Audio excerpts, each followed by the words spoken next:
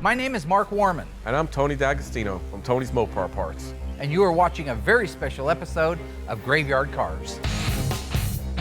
On this episode, we're going to fact check and verify two of the rarest Mopars on the planet, starting with 1966 Hemi Charger factory 4-speed, one of only 250 built. But is this one of only 85 factory NASCAR program cars? We'll find out. Here we have our 1969 Dodge Daytona, one of 294 440 Magnum automatics produced. It's very original. Do we leave it alone or do we restore it?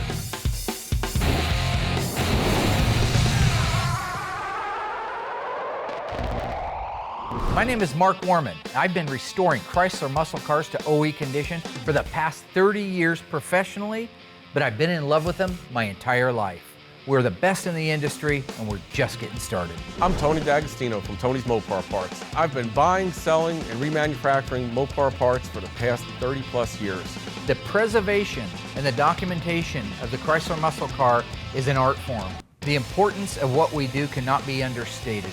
We make sure that the cars are correct. I have personally flown Tony D'Agostino out for this very special episode where we document, validate, and investigate some of the rarest and most desirable and valuable Chrysler muscle cars that exist today.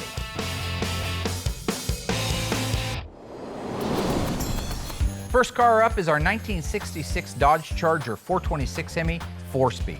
We're going to try to find out if Dodge offered this car in the NASCAR package. It's undeniably a beautiful car. From the minute it showed up here, I thought, even though I'm not like this 66 Charger fan, that first generation isn't my cup of tea, where do you stand on them, truthfully? Like them, don't like them? They're okay. I'm not a love it, hate it. It's okay. It's a little of that Marlin-ish look, and it's exactly. Like, I think Dodge was just trying to find that spot, you know, with the fastback and everything, and obviously they perfected it in '68 because I don't think anybody's done better, but looking at the car and just basing it on a quick visual walk around, it's a clean car. Very. I've looked at it a couple of times just glancing, and I think that it's probably been repainted once, because I don't think, number one, it'd be even physically possible with a car being out in the elements to have that much No, I mean, look at the condition of the chrome, all the die casts. They were lacquer paint back in '66, so, or the early days of enamel. But this was garage capped. You could But see look at that. the stainless steel, look at the moldings. It's a very good, clean, original car. Before we start looking at any of these cars, the very first thing we always do is read the VIN. The vehicle identification number. On a Chrysler, it tells you everything. So we want to make sure that, number one, it's a real, live Hemi car. Right. Got to make sure it's Now, you're not as good at the numbers as I am, but you go ahead and read that. I'll give it a shot. But you can see better than me. Okay. XP29H6. That is a 426 Hemi. Yep, and H is the engine designation in 66. Which I've never understood is such a perfect designation. They had it right the first year. Yeah, the very first year of the 426 Hemi. The street Hemi. The street Hemi. First year of the street Hemi, they used an H to designate. Did they do the same thing in the 64 race Hemis? It wasn't in the VIN. Oh, the VIN only told you it was a V8. Oh, that's right, it was pre. The VIN only told you it was a V8 or 6-cylinder. Calling the fifth digit of the VIN would be real easy. If you had to guess, if my daughter was out here asking her, what do you think the fifth digit is? She'd probably guess H, because that makes sense. Right. But they didn't. In '68, they changed it to J, and in '70, they changed it to R. Why? Mark, I got to get you there. 67, they changed it to J. 67? Yeah. Well, it doesn't matter. They changed it. That's the point. Well, okay, this is more of that negativity thing. It's facts, Mark. I can't argue. Anyway, it's a factory 4-speed car. Would you agree with that? That car, that interior is immaculate. I believe 100% that interior is 100% original. Look at the patina, look at the age, look at the carpet. It's original carpet. I just checked. By the mohair on the back of it? Yeah, the yellow mohair instead of the gray looking stuff. Yep, it's original. And that smells like an old Mopar. But look at the condition of the dash. Yeah, and that's a. This one's optioned with the factory rally gauge kit, which automatically tells you that it's a 426 Hemi. Not really. So. The rally gauges are standard on all Charger. Not the 150 mile an hour speedometer in the yes, jack. Yes. That's, well, see, okay. Why build two dashes? No, it was a special car.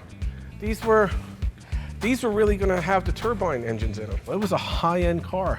It was a mid-year car too, and it has these quarter scoops, which later got a little bit reversed and went onto the doors of the cars. You know, that little style on the Charger. 68? And these got put on the 67 Dodge Cardinal quarter panels. Right. A lot of influence. It's funny to see things evolve. Exactly. The fastback top, they kept that in the 68. They just inset it a little bit. They tunneled it. Yeah, they tunneled Like the it. 66 and 7 Well, I GM prefer mid-size inset, cars. but if you want to go with tunneled, you can do that. You know, you say tomato, I say tomato. We know it's a nice car. We know it's a Hemi car. Really, I guess it's here because the owner wants to be able to take it across the auction, the big dollar auction, you know the one I'm talking about, and say this is a factory, one of 85 NASCAR program cars. Have you heard of it? NASCAR program car. No, the only NASCAR program cars I'm aware of are the Daytonas and Superbirds. I never say never, but You don't say never with I'm Mopar. not, but I don't have a lot of confidence in it. Okay. This right next This to us. spoiler, that's NASCAR only, right? That is definitely a NASCAR inspired Right, spoiler. that's definitely NASCAR inspired, and believe it or not, this was these came with a handful of these first generation Hemi Chargers only. It wasn't installed on the assembly line. It was installed at the dealership. It came with the car, but not installed on the assembly line. But it came in the trunk of the car. Yes, like it the came with headers the on the car. D-Barracudas and stuff. Right, like the D-Darkudas, the headers were with the car. See, I didn't know that. Again, you're a little sharper on this older stuff. This could have been just you a could Hemi say it car like that would have that. had it.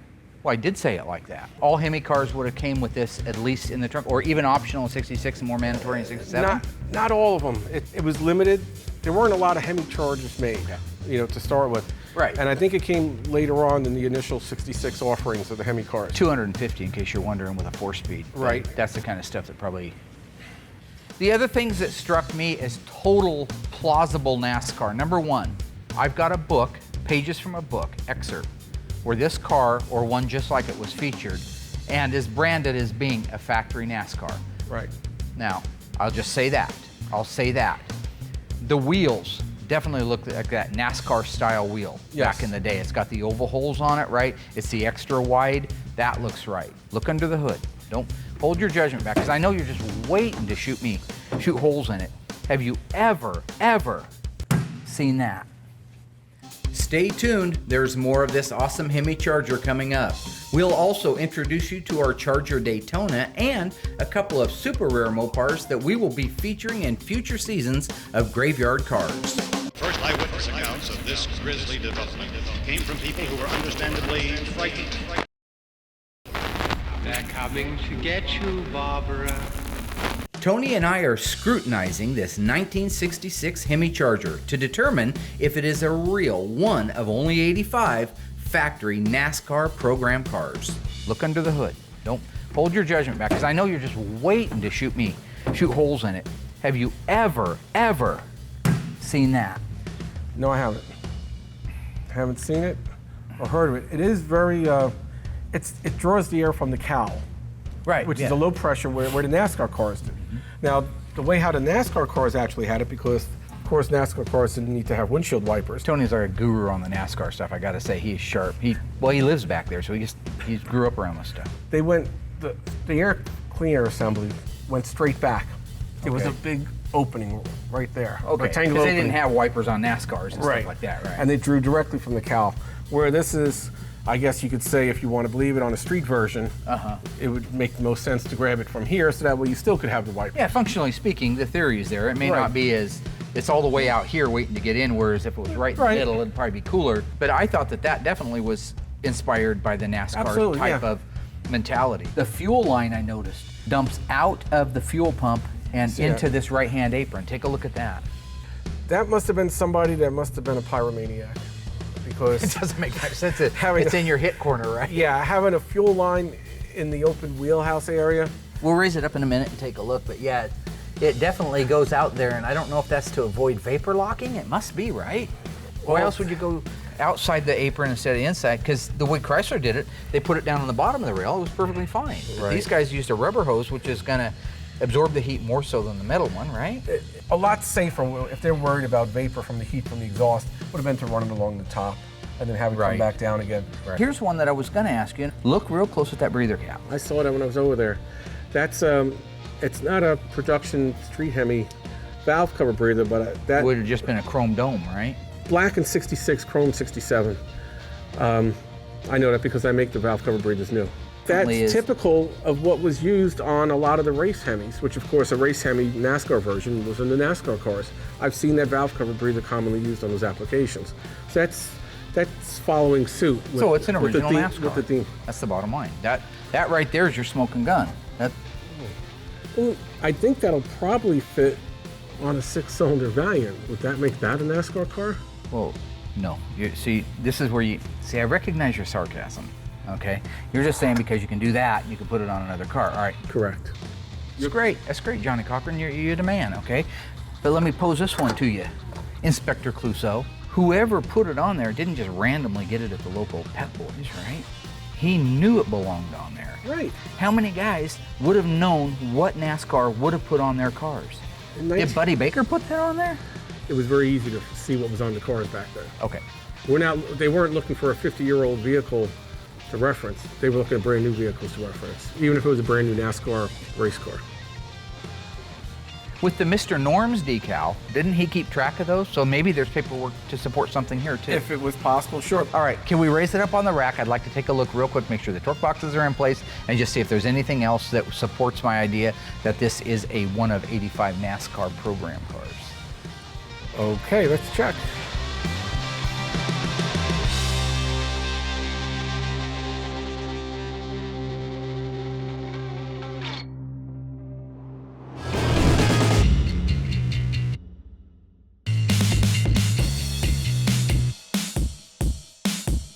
In a future season of Graveyard Cars, you are going to be introduced to this 1969 Dodge Charger Daytona. This is an original 440 car. This car has more originality than any wing car I've ever worked on, looked at, seen, or read about. This is truly a time capsule. You got to keep in mind that they made 294 440 automatic Dodge Charger Daytonas. How many of them are still wearing their original paint? Whether it's checked or not checked, weathered or not weathered, how many are wearing their original paint? How many of them have the original paint on the spoilers? How many of them can you walk up to and say, this is mass manufacturing at its best, and look at a decal where the decal is supposed to line up with this decal, and they're literally 3/8 of an inch apart, and yet you cannot bring this deck lid forward to match and make those lines line up. That's mass production. That's what they were doing back in the 60s. People today say they were perfect. They weren't perfect. They weren't even close to perfect. I opened up the glove box. One of the coolest things I've ever seen in my entire life in one of these cars. This is an original bottle of V2 Hemi Orange touch-up paint. Invaluable. But when you take a look at the overall condition of this car, you realize that this is truly a time capsule. The driver's seat, while it is worn out and threadbare, so I had to have some black duct tape on it, it's just like this one. It's all there. It's all complete. The original headrest, which did come on all Daytonas because headrests were introduced mid-year 1969, and this was built late in 69, so it should have headrests on it. So look forward to seeing this car in future seasons of Graveyard Cars. The coolest thing about this car, besides having original paint on it, besides having the second day tires, besides the fact that the car is so original with 43,000 miles, here's something you don't see at Graveyard Cars.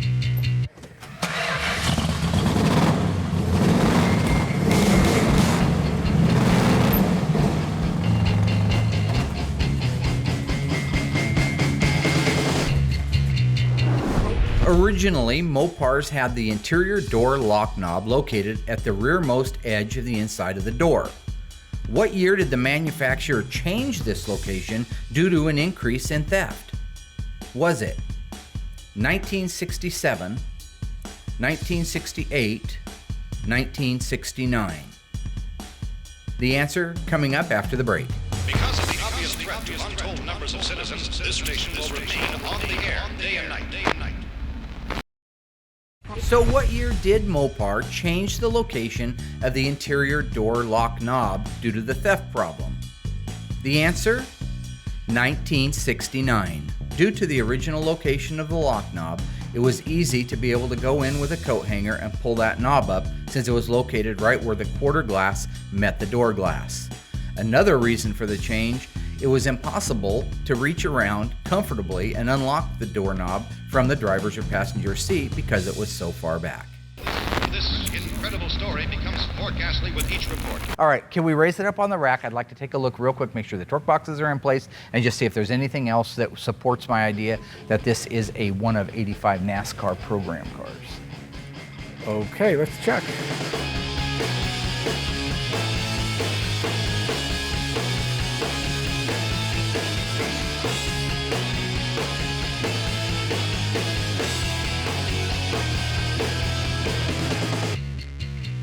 All right, so we've got the skid plate, which is the correct original one for the 426 Hemi, and they call it a skid plate, and in a way that it is, but it actually blocks off the ability to hit that. It protects the deeper oil pan. Right, right. Leaf spring, why is this one? This isn't a 354 Dana leaf spring setup. This isn't the track pack setup. This has 5 leaves, I think.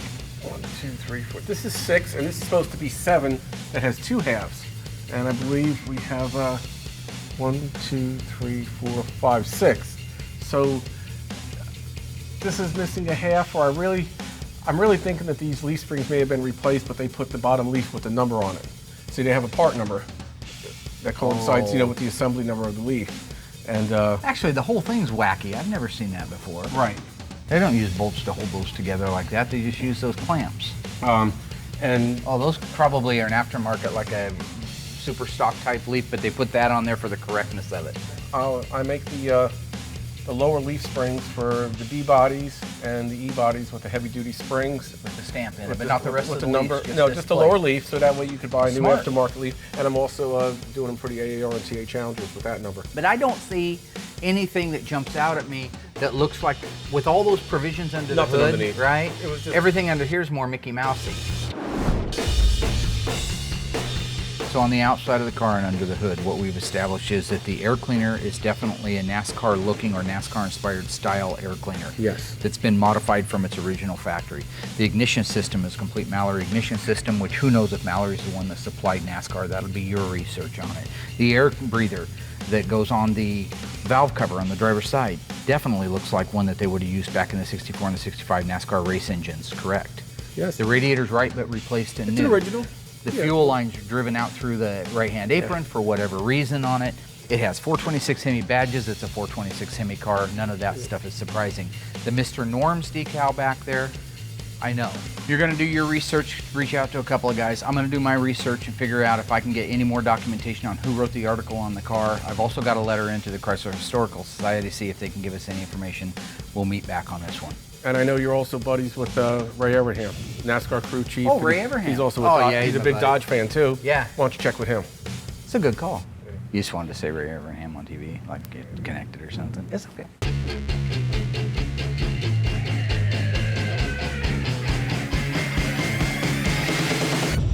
It has been established that the unburied dead are coming back to life. This incredible story becomes more ghastly with each report. In a future season of Graveyard Cars, you will be introduced to this extremely cool, unique, and mostly original 1970 Plymouth AAR Cuda. Now, I'll tell you what makes this car cooler than most of them. This was owned by the one original owner most of its life up until about 2 years ago. The car actually started life Ivy Green, EF8 Ivy Green, which is the same color Kimberly Cook's little 70 Barracuda convertible was. Now, he didn't like that color because it was a 70, so he wanted to paint it the EW1 Alpine White, which is what you see on here today. And the way he did it was, like we would have in the old days, he masked off the stripes, painted it white, and then pulled the masking tape off. Keep in mind, in 1970, the AAR Cuda, they made 2,724 of these cars. Of those, only 1,604 had the automatic transmission. Looking under the hood is the original numbers matching 340 6-barrel powertrain. I mean, you right down to the original radiator, original air cleaner lid. The chrome valve covers are not supposed to be on there. Somebody's added those, but the rest of it, the Hemi orange that's on the engine, that's original. Original alternator, I will bet you money that's the date-coded alternator. The original pulleys, original horns, battery tray, power brake booster, master cylinder, 3-speed wipers, which is mandatory on all cold air induction cars on Chrysler, with or without the rally dash. What isn't right underneath the hood is, you notice it's all blacked out. I think that the reason you see that it's black underneath the hood is for the fact that it would have been too difficult to have painted it white like the outside of the car. And remember, all engine compartments on Mopars in these years were painted body color. So they just opted to go with the black, the matte black, to go with the tops of the fenders, the core support, and the hood. That's my guess. But what happened, what tragedy happened, that I am going to be able to correct is that the original fender tag is missing. When they took it off to paint the engine compartment, which is so common with these Mopars because it was just number two Phillips screws, they lost that fender tag. I am going to be able to document the car, make sure of every option that's on it, every one that's not, and that's what's great about an original car like this. And then I'll have Dave Weiss assist me in getting a new fender tag made for it. Some of the things that made the AAR really cool, this is a fiberglass hood. This is cold air, comes in through this opening in the hood, and that goes down through the plenum here, offering the 3 two-barrel carburetors that are still intact to have cool air from the outside in. The AAR strobe stripes, they start out wide, they start getting tighter and tighter and tighter and tighter until you finally get down to the Bushindo, which is the CUDA and the famous AAR USA flag. Bottom line is you're not gonna wanna miss any of the future episodes, any of the future seasons of Graveyard Cars. This is what our whole lot is full of. The rarest, most unique, best stories, best muscle cars the era had to offer. Graveyard Cars every single day puts history into reverse. This station will remain on the air day and night. They're coming to get you, Barbara.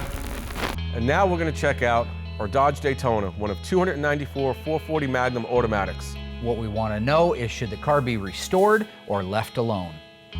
Okay, 69 Charger Daytona. This is your cup of tea. You own one of these. Yes, sir. Incidentally, Tony's Daytona won OE Gold 2 years ago, 3 years ago. Yes, it did. It also won Concours d'Elegance. So the question on this one, Tony, is, we know it's rare, we know it's super valuable. Let me give you a quick background. This guy bought the car brand new in 1969. Original owner? Original owner car, has had it its entire life. Dated his wife in this car because he bought it when he was in high school. They've been married 46 years, I think she said. This was a gift to him to have it sent out and have it restored. Oh, wow. Oh, that's cool. But I know that you're a negative person, and I know that by nature you like to find things wrong with everything when people are trying to have joy. And so I just want to make sure that I have think I'm realistic, not negative. Wow. The question is, it's not a perfect mint condition Survivor #1 car, but how many are out there? How many, especially wing cars, are? Yeah. So now, I think that it should be restored to OEM, correct, original, right down to every nut bolt, just like we do. What I want is your opinion on whether you think it should be done that way, and then we'll make the final decision before I call the customer. If it's a good enough Survivor, I'll pitch a fit and fight you to leave it alone. You know why? As good as your restorations are, they're only original ones. I know. So here's where you know your stuff really, really well. This is a little bit different than the Superbird, correct? This is different than almost every other car. Okay. When this car left the assembly line, it was a 440. We learned that in previous episodes. It was a RT 440 car, whether it was 4-speed or automatic. It was an XX29 car. So let's talk about this car leaving the assembly line. It was destined to be a Hemi Orange 69 Daytona Charger. That's what it was designed as. That's what its final was going to end up. How it left the assembly line was a complete 69 Charger RT. Okay. Without a bumper and grill. Okay. So it was painted. It went through it got baked through the paint booth and everything. It was all. So this is what I want to know then. When it went over to Creative Industries and it had the 70 Charger fenders put on it. Modified 70 Charger. Modified 70 Charger fenders and the 70 Charger hood. Right. And the fast top filled in back here with the plug. Yeah. And the shortened up deck lid. Mm-hmm. How much of the original factory paint should be left on this car? Okay. The most that could be left, because think about it. The fenders, hood, and nose are painted. You did the whole thing. There's nowhere to stop on the roof once you do this, so you're painting the whole roof. They're painting the roof. They're painting the whole You trunk, have to do the deck lid. the whole it's got Dutchman shortened area. up. So the Which most is the quarter panels too, because there's nowhere to stop unless they did a reverse. They did the most you could have original paint on a Daytona is the door and the side of the quarter panel. My understanding from somebody pretty knowledgeable on this stuff was that the doors were the only things that were original paint. Is that possible? Oh yeah, but they've also, it was all over the board. There were 503 cars. It depends how the color came out, how it matched. Maybe it was quicker to set up the door and just gun it. You Then you try to match it between sometimes two the whole panels. car was painted. Right. But you could see there's a picture of there's an old photograph of a number of cars on a car hole, all wing cars, Yep. getting dropped off after they were converted.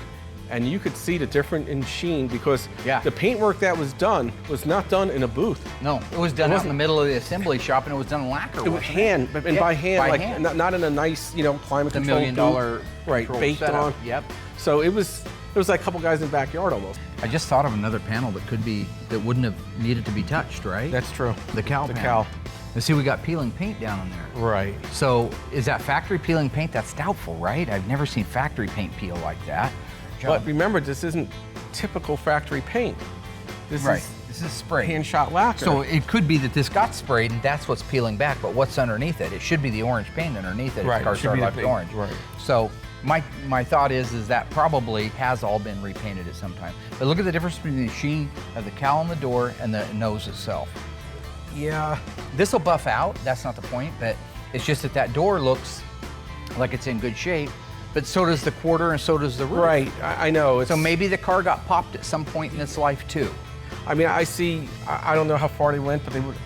I see paint on that fender that's hideous. Right, and the Pentastar wouldn't have had paint because that would have been a new fender installed afterwards. Right.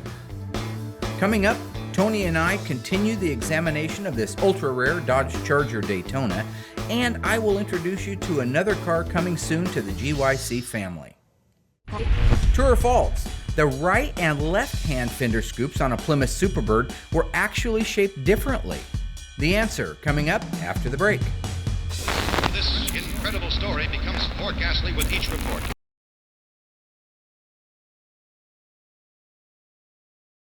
So, were the fender scoops on the 1970 Plymouth Superbird shaped differently from side to side? The answer is true. Unlike the Dodge Daytona, where they were the same because the tops of the fenders were relatively flat, the Superbird used a Dodge Coronet fender. This Dodge Coronet fender was shaped differently on the top surface, which required a different rake from the left side to the right side on the fender scoops. This incredible story becomes more ghastly with each report. In 1969, Dodge built 18,344 Dodge Charger RTs optioned with the 440 Magnum. Of that number, only 3,605 had the factory 4-speed in it.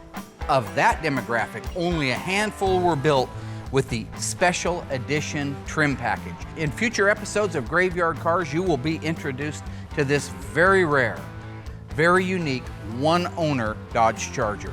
Let me tell you what's cool about this car. The guy bought it brand new.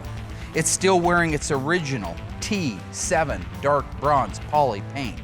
The engine is the original, numbers matching 375 horsepower, 440 Magnum. When you look under the hood, not only do you see the numbers matching original 440 Magnum, you see everything of the era that is correct. Yes, the upper radiator hose and the heater hoses have been replaced, but it has the original carburetor with the original tag on it, which is unique for a 440 and a 4-speed. An automatic would have had a different part number on it. Somebody's changed the valve covers out. AMD makes brand new ones. That will be part of the restoration. Look around the rest of the engine compartment. The original windshield washer reservoir, the original paint underneath the hood, the original bracket that held the heater hoses, the vacuum lines that are still wire tied together just like they did at the factory. This is a vast wealth of information and history that will be documented in future episodes and seasons of Graveyard Cars. Look at the fender tag. This thing reads like War and Peace. There's a lot of options on that thing. When you look at the fender tag, you're going to see all kinds of options, from the AM radio, which, believe it or not, was actually an option, to the black vinyl top, to the black Bumblebee stripe.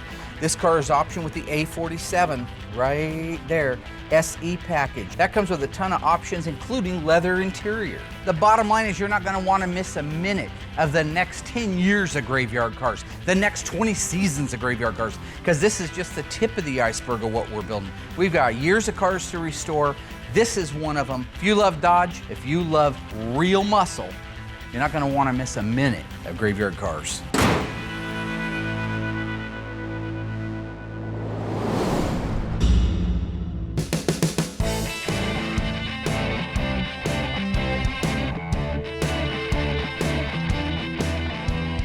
Everything up in here looks original to me. So much stuff on this car looks original, but I just think I'm not leaning towards just leaving it alone though, because I'm not 100% sure it's a survivor quality. I know we gotta look at it a little bit more. See, one of the things I was talking about, and it's hard to say if it was done from another paint job past the original 2 paint jobs, but this is very typical to have Paint on these, right? On the rubber hood bumper. But like you say, if we knew it was original paint, then that would be normal to see that on there. Right here. Yep. I mean, look, even the worst of paint jobs, I think they would have masked this off better. Yeah. But I truly feel that this is original. That paint up on top of those is original. Why, if it was a brand new car, why wouldn't they wait to put those on there? Because they were already put on the assembly line? It was built. The car was Except for a grill and the bumper, it was done. It was a 100% done car. You know, there's a lot of originality about this car, OE original stuff. Oh, I agree. You know, a ton of stuff on it. I still am not convinced with the condition to go that far, but a couple things to make note of. This is an original battery cable.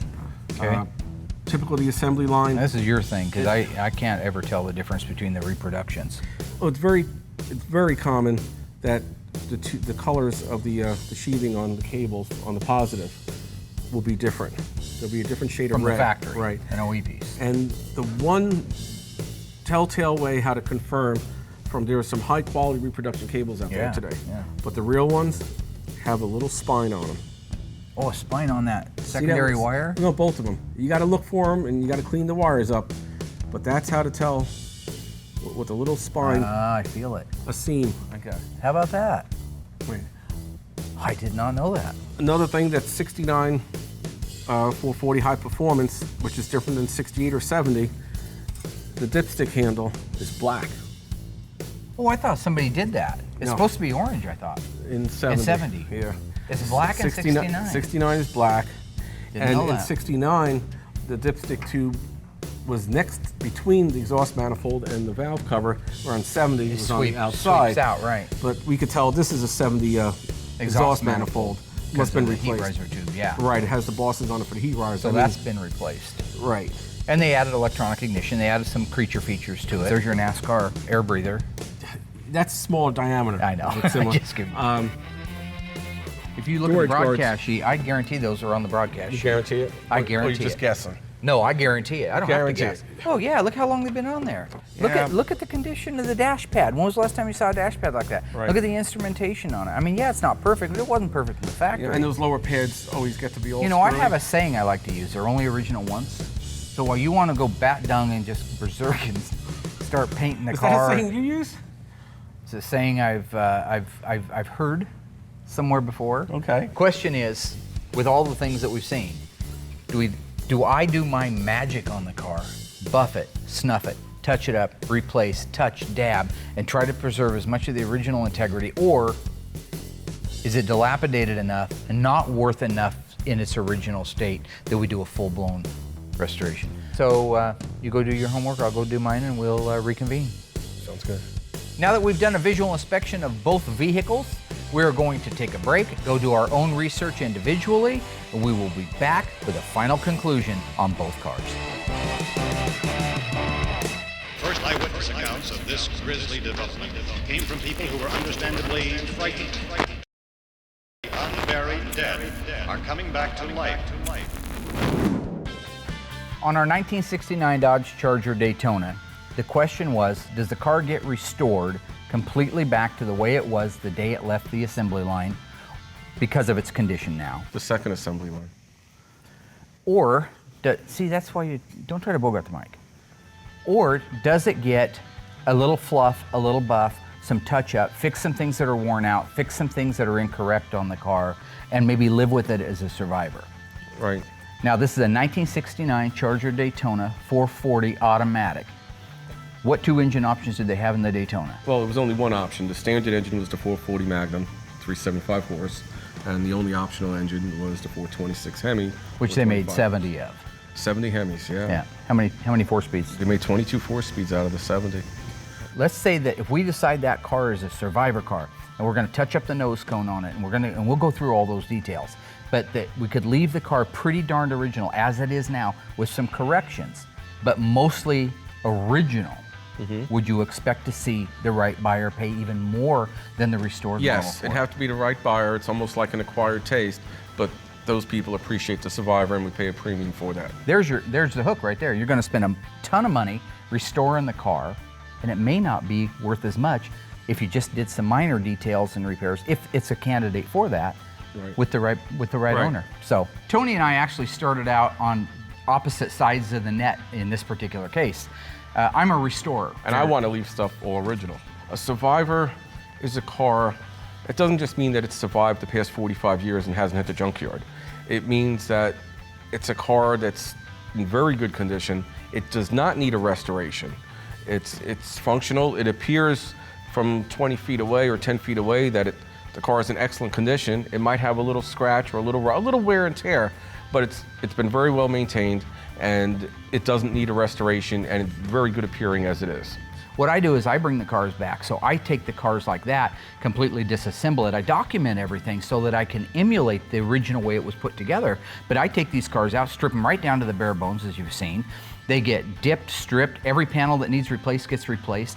Then the body and paint is done. After that, the engine, the transmission, the drivetrain, the K-member suspension, cooling, everything on that car is completely restored back to what it should have looked like on the day it went down the assembly line. We're on total different sides of the net, and again, we flip-flopped a little bit. Yeah, initially I was thinking this might be able to be fluffed and buffed and come back to be a pretty presentable Survivor.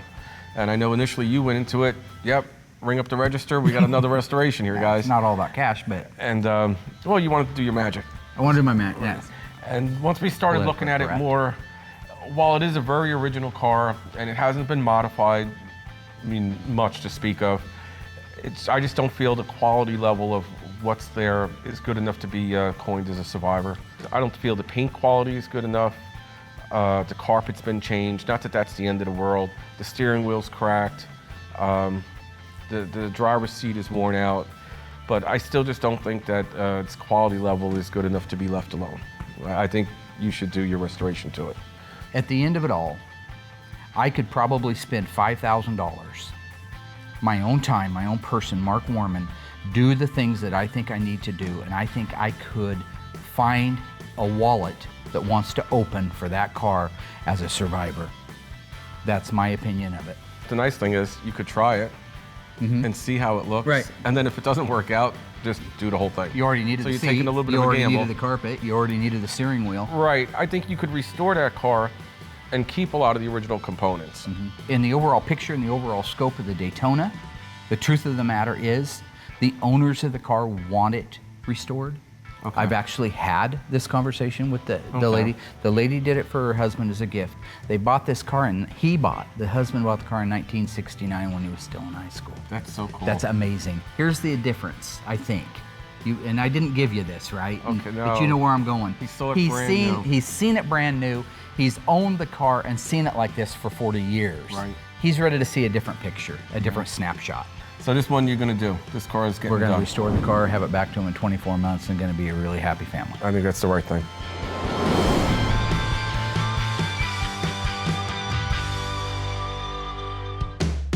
So we got our 1966 Hemi Charger, 4-speed. One of 468, 426 Hemis, one of 254 speeds made. Okay. Definitely an original Hemi car, no doubt. It's already rare. Right, it's already rare. It's what it is. VIN number checks, body numbers, all the body identification is all there. It's the real deal. The question is it one of the alleged 85 NASCAR street version Dodge dealer offered package car, something along those lines that It's been represented, potentially represented as? Yes. I bounced this off a couple of wing car gurus, and the only thing they came back to me with was this same car. Because this car has been in a couple publications. Yes, it has. I have copies of those. Right, and that's the only time that this could be documented. As far as, and what we're talking about, just to go back to it, was this car has that old Cal induction Hemi air cleaner type deal that draws the air from the low pressure. It's got the slots, the white body color slots on it. Very similar to a NASCAR wheel. Well, I did a little research of my own with certain people like Mr. Ray Evernham, a friend of mine. So I got him on my phone. I can just text him. Name dropper. No, I'm just pointing out a fact. But go on. Plead the rest of your case.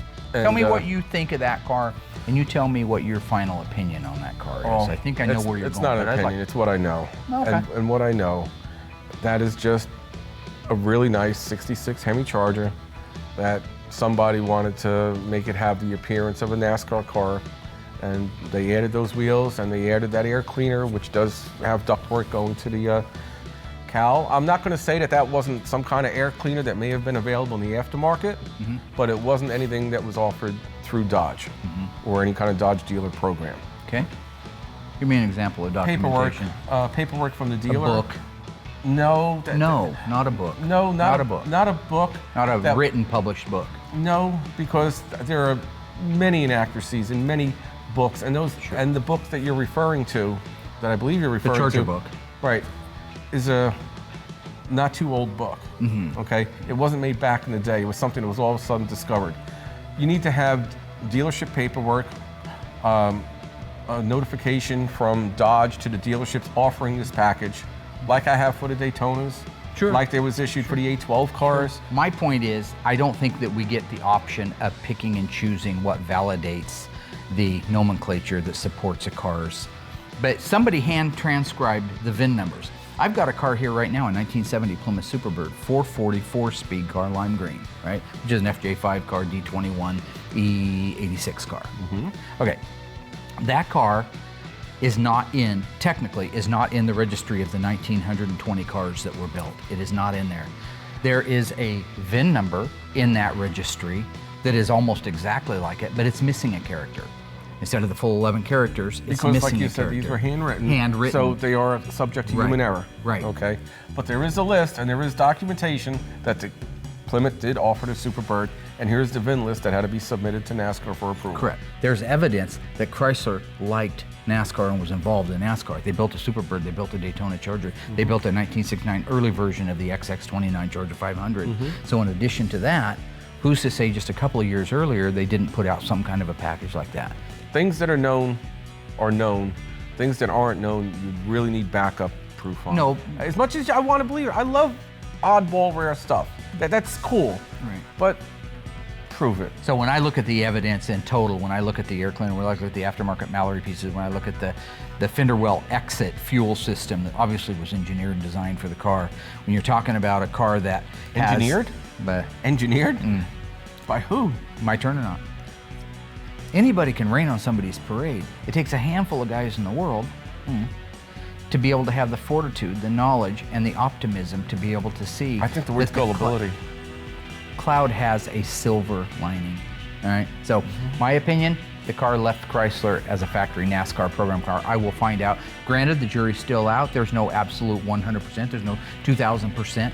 But when there is, you'll be the 5%. There's no percent. Okay, your eyes just keep getting bigger, so I don't know what that is. Is that It's my Nancy East Coast Pelosi thing? look. Well, it's insane. My point is, I think the car's real. No way. It's like you say. No way. No way. No way. I'm not a betting guy, but I bet. And let me just leave you with this thought. My Superbird, original car, unrestored. What if I put an air cleaner like that on it, and I put wheels like that on, color key to my car? It's an old original car, it's an old original deal there. This is it. This was one of the special NASCAR Superbirds. And then get a publisher to publish a world-renowned book about it. It's just a picture book. Well, maybe it has pop-ups too. Right. Don't miss the next 3 episodes of Graveyard Carz. We will walk you through the complete restoration of our 1970 Dodge Challenger Plum Crazy 6-pack car, as well as our FK5 Burn Orange 1970 Hemi Charger. 4-speed. Yeah, it's just not important.